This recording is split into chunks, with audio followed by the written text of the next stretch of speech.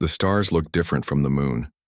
Captain Do-hyun knew this as he stood at the viewing deck of Outpost Luna, hands clasped behind his back. At 45, his hair was showing the first signs of gray at the temples. His face, once smooth, now had lines from years of worry and command. "Captain, you should see this." Lieutenant Hayori's voice broke the silence. She was young, only 30, but her eyes showed wisdom beyond her years. "What is it?" Do-hyun moved to her station, where screens filled with strange readings. "Something big just entered our solar system. Not an asteroid, not anything we've seen before." Do-hyun leaned closer. The data made no sense. Whatever had arrived was moving too fast, changing direction too sharply. "Wake everyone up," he ordered. "Call Earth Command." Within an hour, the small crew of 20 gathered in the command center. Earth had gone silent. All signals were being blocked. "I think they're here," whispered Jiho, the station's engineer. His hands shook slightly as he pointed to the new images. Not human. Not from Earth. The objects, ships, they had to be ships, were unlike anything humans had built. They seemed to be made of crystal and light, changing shape as they moved. There were 7 of them, all heading toward Earth. "Try to contact them," Do-hyun ordered. For hours, they sent every kind of signal they could think of. Nothing worked. Then, as the alien ships passed the moon, one broke away from the group and headed straight for the outpost. "They're coming." "Here," Hayori said, her voice steady despite her fear. The crew watched as the ship, glowing with soft blue light, settled outside the base. It was beautiful, like water had been turned into crystal and then filled with starlight. "I'll meet them," Do-hyun said. "Jiho, Hyori, with me. Everyone else, stay ready. If anything happens to us, get a message to Earth however you can." 3 officers put on spacesuits and walked out the airlock. The alien ship was bigger up close, about the size of a small house. As they approached, a section of the crystal melted away, creating an opening. From inside came beings of light. They were tall, nearly 8 feet, with bodies that seemed partly solid and partly made of light. Where humans had faces, they had swirling patterns of blue and white light that shifted constantly. One stepped forward. The light in its center pulsed in complex patterns. "It's trying to talk," Jiho whispered into his helmet radio. Do-hyun raised his hand in greeting. "We are humans," he said clearly. "From Earth. We welcome you." The being's light pattern changed, violently flashing red and yellow. It made a sound like glass breaking.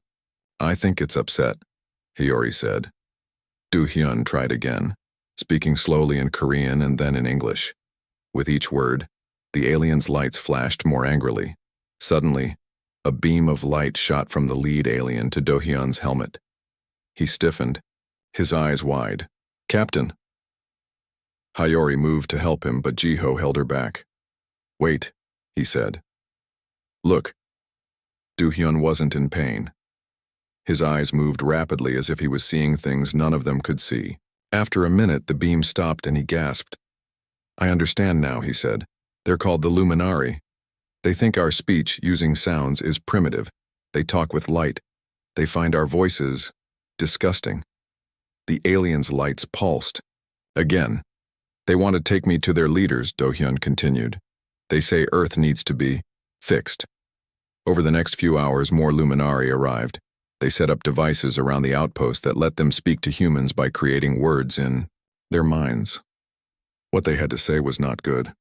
"Your kind is savage." The message came directly into their thoughts. "You use crude sounds pushed through meat to communicate. This is the way of animals, not intelligent beings." "We have art, science, culture," Do-hyun argued. "We've explored our solar system. We're not savages." The Luminary's lights dimmed. "You have potential. That is why we offer you a place in our collective. We will help you evolve, remove your voice boxes, give you the gift of light speech." "You want to cut out our throats?" Jiho asked, horrified. "To free you from your animal nature," came the reply. "Our gods have spoken. All beings must communicate through light to be worthy of the stars." Do-hyun stood tall. "We refuse." Our voices are part of who we are. The luminary lights turned cold. Then you will remain here, trapped in your solar system, until you change your minds. Within a week, hundreds of luminary ships surrounded Earth. They destroyed any vessel that tried to go beyond Mars. The blockade had begun. Earth's nations forgot their old fights and united against this new threat. But their weapons were useless against the luminary ships, which could change form to avoid missiles or absorb energy weapons. 6 months after first contact, a small victory came. A luminary scout ship crashed near Do-hyun's outpost during a solar storm. The crew rushed to collect it before the luminary could recover it. "It's still working," Ji-ho said as they brought pieces of the ship into a secure lab. "The systems are still active." Do-hyun, now an admiral in the newly formed Earth Defense Force, watched as Ji-ho and a team of scientists worked day and night to understand the alien technology. Sun-mi, a quiet woman who studied alien biology, made the first breakthrough. "The ship isn't just a machine," she explained, showing them cells under a microscope. "It's alive somehow. And look at this." She pointed to patterns in the ship's crystal structure. "These are the same patterns the luminari make when they speak." "Their ships speak their language?" Hayori asked. "No," Sun-mi said, her eyes wide with discovery.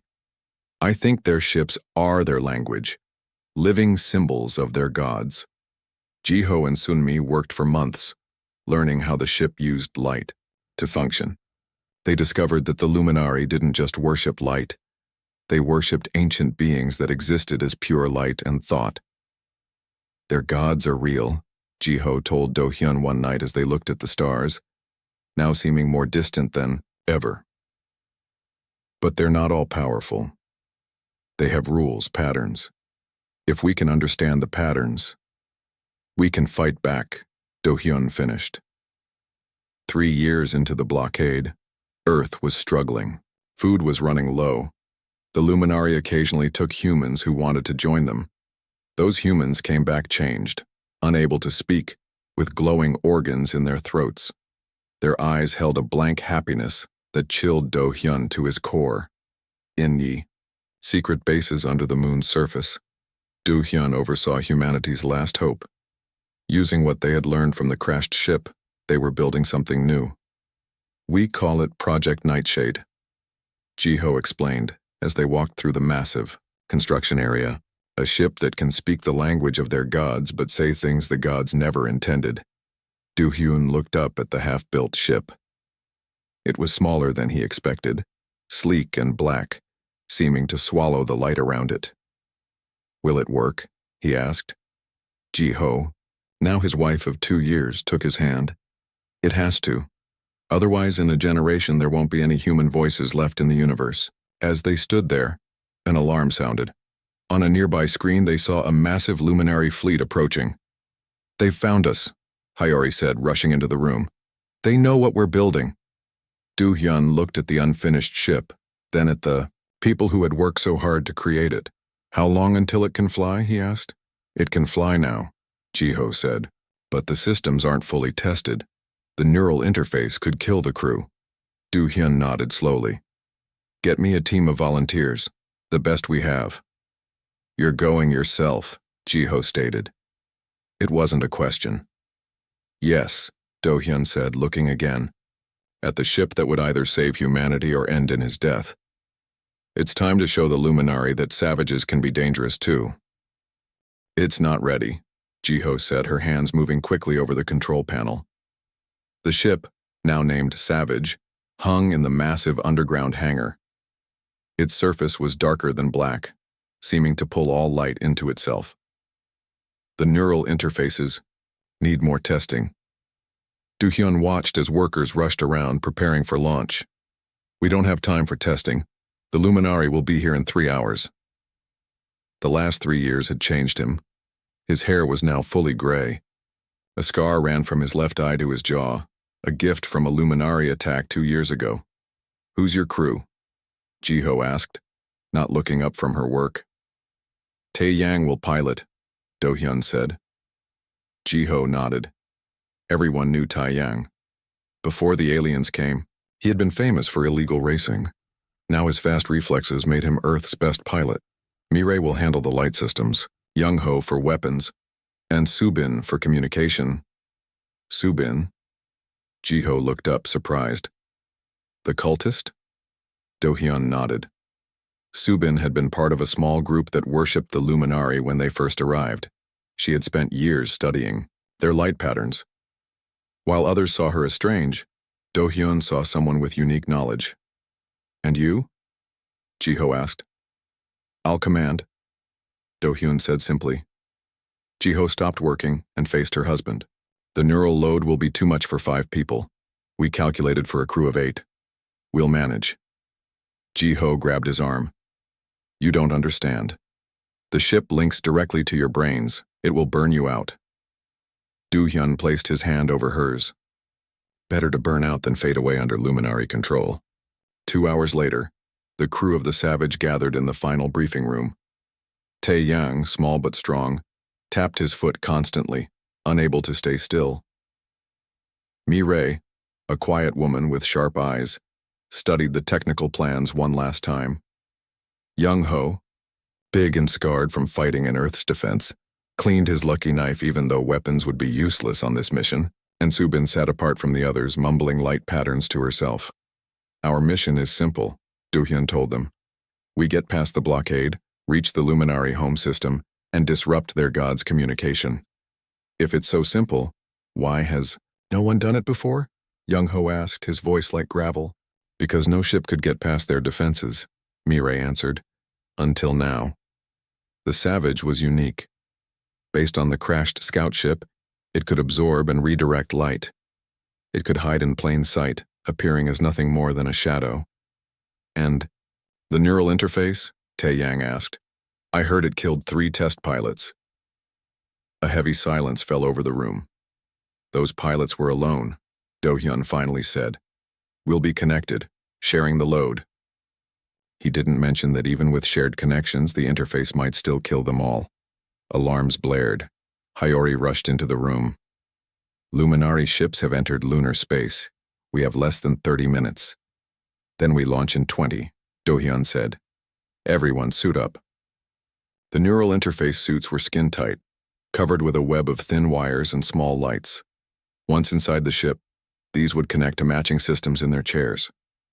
I never thought I'd die wearing something so ugly, Tae-yang joked as they walked toward the ship. The Savage's interior was cramped, 5 chairs arranged in a circle facing inward. At the center was a column of swirling darkness, the light absorption core. As they strapped in, technicians attached the neural connectors to their suits. Each connection point burned cold, then hot, then numb. Final system check. Ji-ho's voice came through the speakers. She would stay behind, coordinating the evacuation of the lunar base. All systems ready, Mireille reported. Light absorption at 98%. Engines online. Neural interface charging, Do-hyun said. Ready on my mark. He looked at each crew member. They were mankind's last hope, a desperate gamble. Mark. The pain was immediate and overwhelming. Do-hyun felt like his skull was being split open. He heard screaming, his own, mixed with the others. His vision went white, then black, then filled with swirling patterns of light. Gradually the pain faded. In its place came awareness, not just of his own body but of the ship. He could feel its systems like they were his own limbs. More strangely, he could feel the other crew members' thoughts not as words but as feelings and images. Is everyone alive? He asked, his voice sounding distant to his own ears. 4 weak voices answered yes. Tae-yang, take us out. Quiet as possible. The ship moved smoothly, rising toward the hangar doors. Above them, the massive lunar base shook as luminary weapons hit the surface. The doors slid open. The blackness of space welcomed them. Light, absorption at maximum, Mireille reported. We're invisible to their sensors. The Savage slipped past luminary warships like a shadow between stars. Do-hyun felt each movement through the neural link. When Tae-yang turned the ship, they all felt the turn in their bodies. Earth grew smaller behind them. Nobody spoke of the possibility they might never see it again. We're past the blockade, Taeyang said after an hour. Sweat covered his face despite the ship's cool air. Setting course for the Luminary home system. Their gods live in a place called the Radiant Core. Subin spoke for the first time. Her eyes looked unfocused. It's not a planet, not a star. It's pure light. How do you know this? Young-ho asked suspiciously. I listen, she said simply. The Luminari talk all the time. Their light speaks to anyone who watches long enough. The journey would take 3 weeks at maximum speed. For humans used to slower space travel, this was a miracle. For a crew connected to a ship that burned their minds with every passing hour, it was torture. By the 5th day, they all had nosebleeds. By the 10th, none of them could sleep more than an hour without nightmares filled with painful light. Their minds were changing, rewired by the ship's systems and the constant flow of information. I can see the light language now, Mireille said on the 15th day. Even when I close my eyes, Do-hyun could see it too. Patterns that once meant nothing now seemed almost readable. The ship was teaching them in its painful way how to understand the Luminari.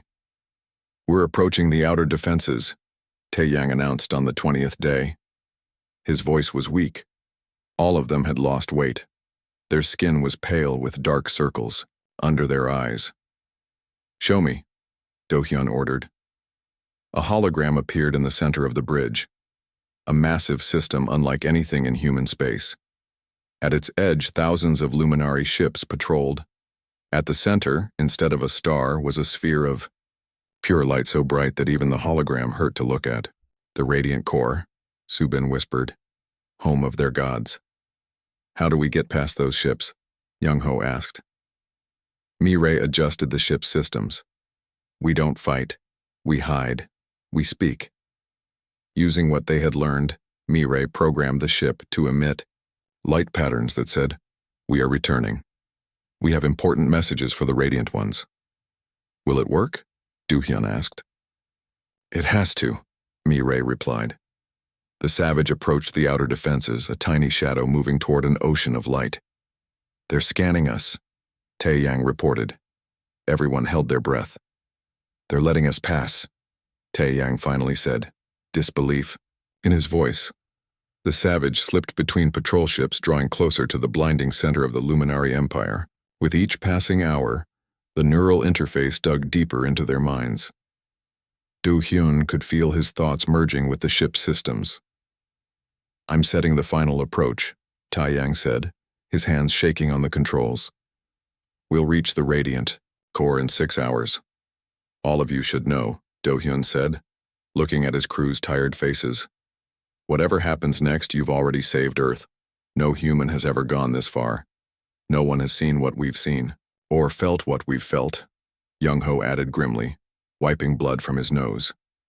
As they approached the blinding light of the core, Mireille worked on the final part of their plan. The Savage would not just listen to the gods of light. It would speak to them, and what it had to say would change everything. The Radiant Core grew larger in their view screens. It was not one light, but billions of swirling, dancing lights forming a sphere the size of Earth's sun. The light moved with purpose, forming patterns so complex they hurt to watch. It's beautiful, Subin whispered. Her eyes reflected the shifting colors. Beauty can be dangerous, Do-hyun reminded her. Blood trickled from his left ear. The neural interface was pushing them all to their limits. Mireille's fingers danced across her control panel. I've finished the program. The ship can now speak to their gods, but in a way they've never heard before. What will it say? Young-ho asked. It will say nothing, Mireille explained. Her voice was weak, but her eyes were sharp. It will take their light, their words, and twist them, like cutting out their tongues. Taeyang laughed softly. We're going to make God stutter. As they approached, massive Luminari ships moved toward them. The Savages' disguise had worked to get them this far, but now they were being challenged. They're sending a question, Subin reported, listening to the light patterns. They want to know our purpose. Tell them we carry important news from Earth, Do-hyun ordered. Tell them humans have begun to accept their gift. Subin sent the message using the ship's light systems. For tense minutes, they waited. "They're letting us pass," she finally said, "but they'll escort us." Two giant luminary ships flanked them as they moved closer to the radiant core. The light grew more intense, forcing the ship's systems to work harder to protect the human crew.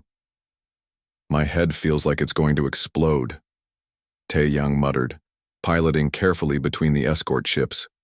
"Stay focused," Do-hyun said. "We're almost there." The escorts led them to a massive structure floating at the edge of the radiant core. It looked like a temple made of crystal and light, with tall spires reaching toward the swirling energy.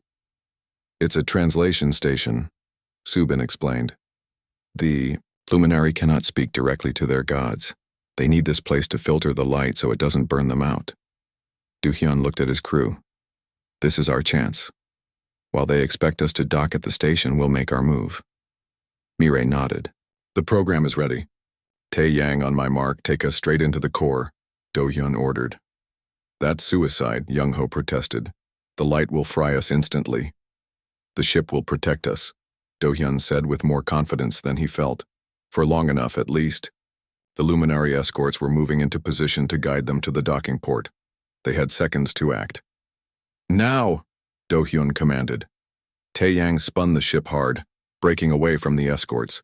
The Savage's engines fired at full power, shooting them straight toward the blinding heart of the radiant core.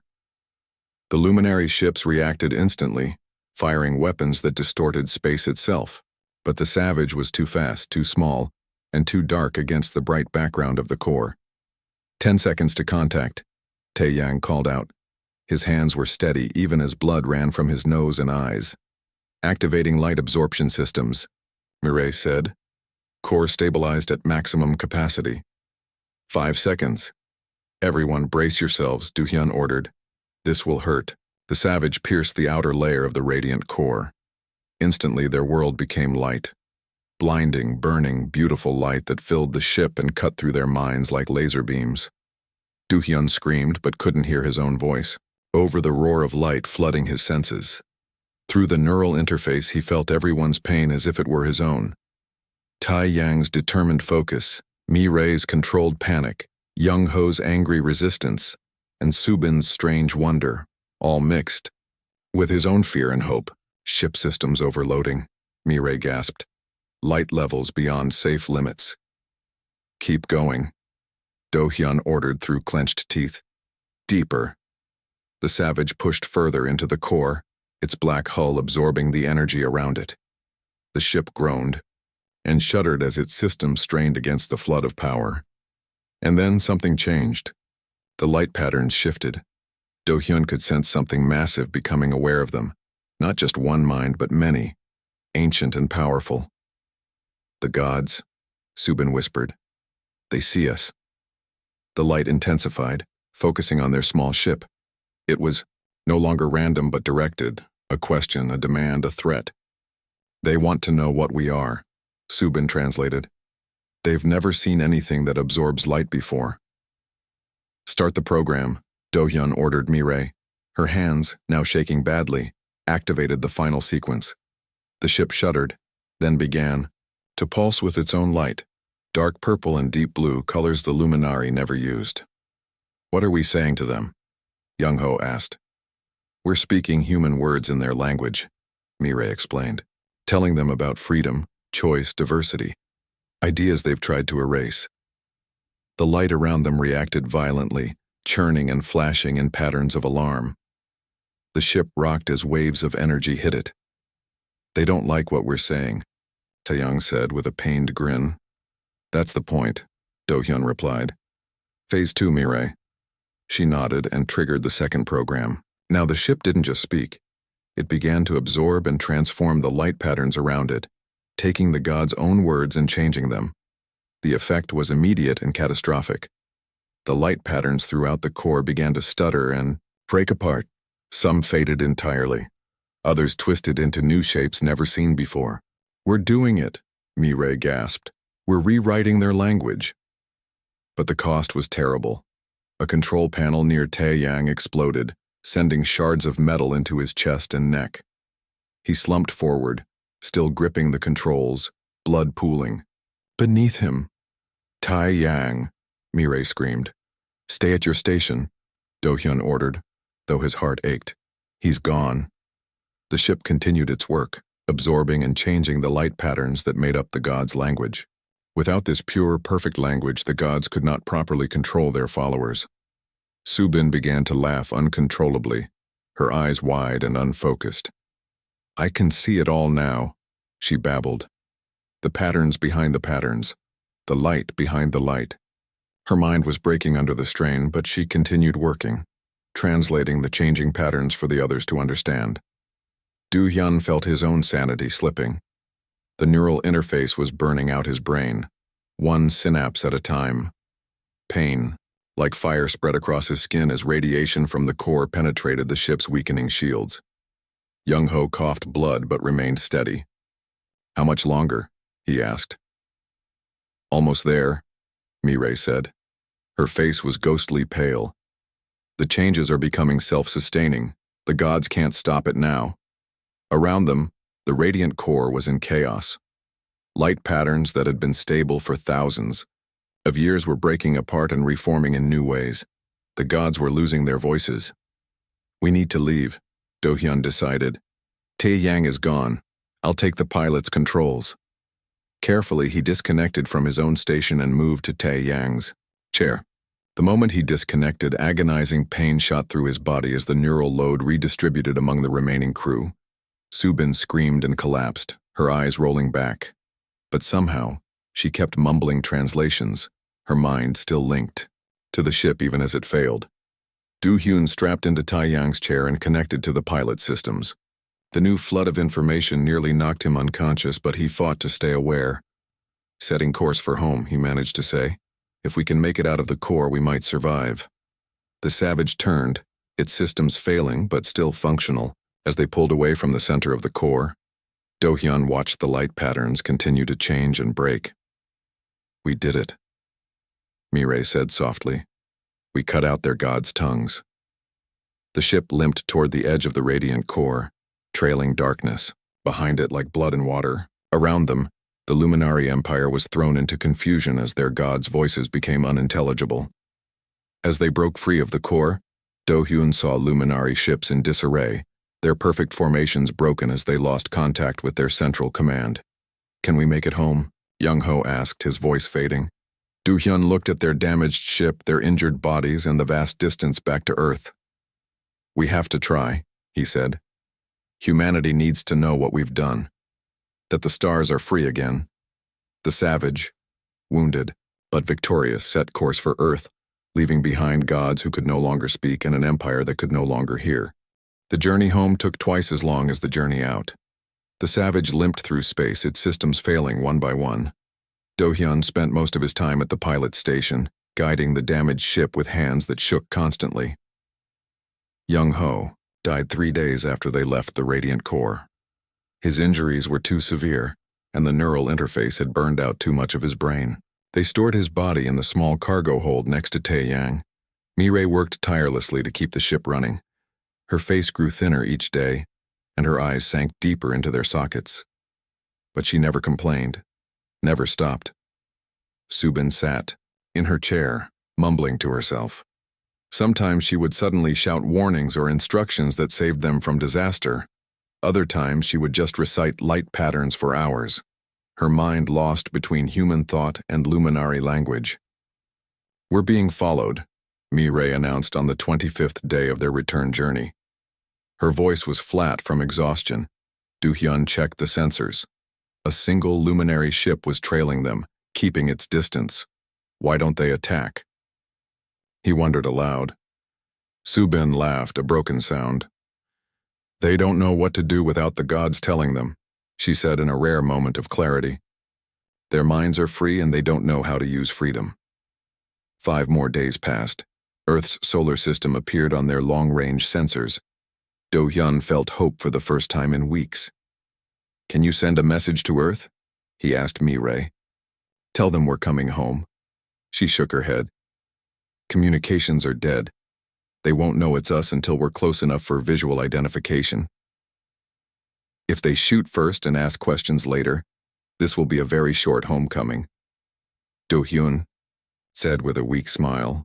The luminary ship continued to follow them into the solar system. As they passed Jupiter, 3 Earth defense ships approached, weapons ready. They think we're Luminari, Mireille realized. The ship's outer hull does look like their technology. We need to show them who we are, Do-hyun said. He thought for a moment, then had an idea. Subin, can you use the light systems to spell out words in English? Big letters on the hull of the ship? Subin nodded slowly. Yes. Simple patterns. Write humans on our hull. As big as possible. Subin worked the controls, redirecting the last of their energy reserves. The black hull of the Savage began to glow with letters spelled out in blue light. HUMANS. The Earth ships approached cautiously. After tense minutes, a message came through on an emergency channel. Unidentified vessel. Identify your crew. Mireille opened the channel. This is Admiral Do-hyun's mission to the Luminari Corps. We're coming home. There was a long pause. Then, Admiral Do-hyun was declared dead 6 weeks ago. All lunar bases were destroyed by Luminari forces. Do-hyun took over the communication. This is Do-hyun.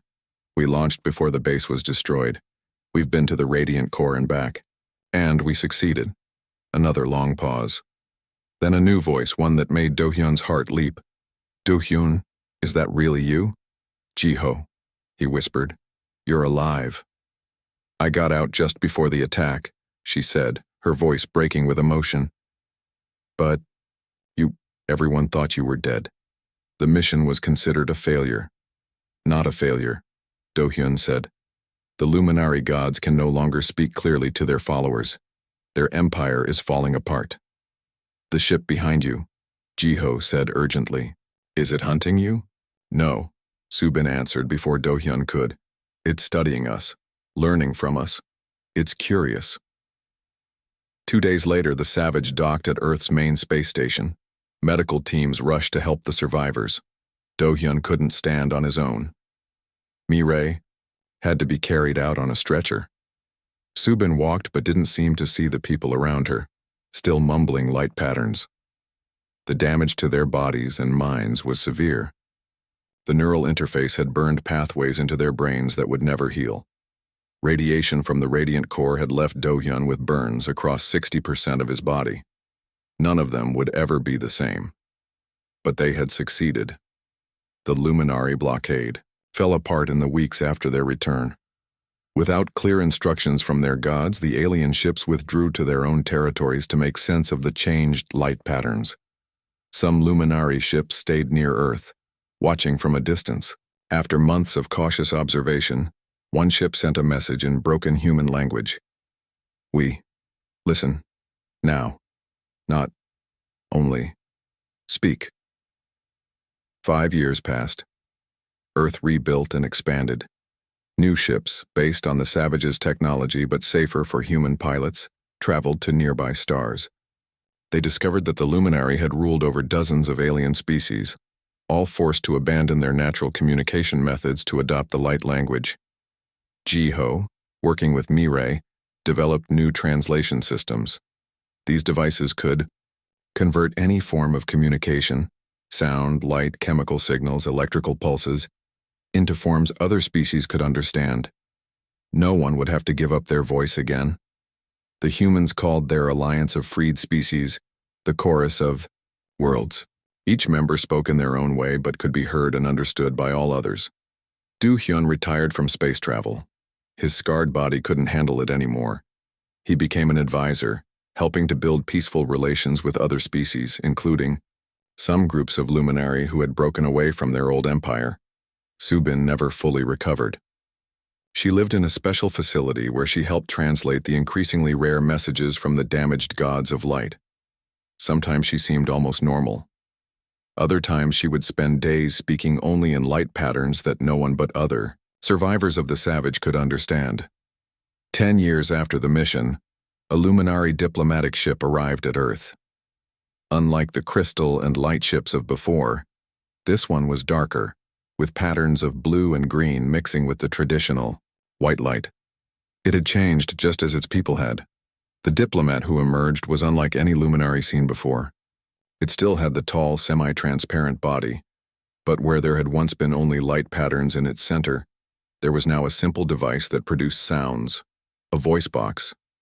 Do-hyun, now old beyond his years, met with the diplomat in a garden, outside his home. Ji-ho sat beside him, holding his twisted hand. "You are Do-hyun," the luminary said in a voice that sounded like wind through crystal. "The one who changed the words of our gods." "I am," Do-hyun confirmed. "We called you savage," the diplomat said slowly. "We were wrong. Why did you fear our voices so much?" Ji-ho asked. The luminary's lights pulsed softly before it spoke. "Our gods taught us that true intelligence speaks only in light. That sounds were for animals and lesser beings. We believed them for thousands of years. And now?" Do-hyun asked. "Now we hear many voices. The gods still speak, but differently, unclearly. We must think for ourselves." The diplomat's lights shifted to a deep blue. "Some of us have begun to use sound again. Our ancestors, before the gods came, had voice organs we lost over time. And this frightens you?" Ji-ho asked. "Yes," the luminary admitted. "Freedom is frightening. Choice is frightening." Do-hyun nodded. "That's not a sign of savagery. That's a sign of wisdom." The luminary diplomat extended a long, crystalline hand. Do-hyun reached out with his scarred one. They didn't quite touch, human flesh and alien crystal, but the gesture was clear. "We would like to join your chorus of worlds," the diplomat said. "Not as rulers, as equals." "That can be arranged," Do-hyun said with a small smile. Later that night, as stars filled the sky above their garden, Ji-ho looked at her husband. "Was it worth it?" she asked softly. "All the pain, the lives lost?" Do-hyun thought of Tai-yang's quick smile, Young-ho's gruff loyalty, Mirei's brilliant mind now dimmed by the neural damage, and Subin's fractured thoughts. He thought of his own broken body and the nightmares that still came every night, filled with burning light. "Yes," he said finally. "For the first time in history, all thinking beings can speak in their own voices and still be heard. That's worth any price." Above them, a luminary ship passed silently across the stars, its lights pulsing in a greeting pattern as it joined the growing fleet of the chorus of worlds. Not as conquerors or gods, but as one voice among many in the vast conversation of the universe. The end.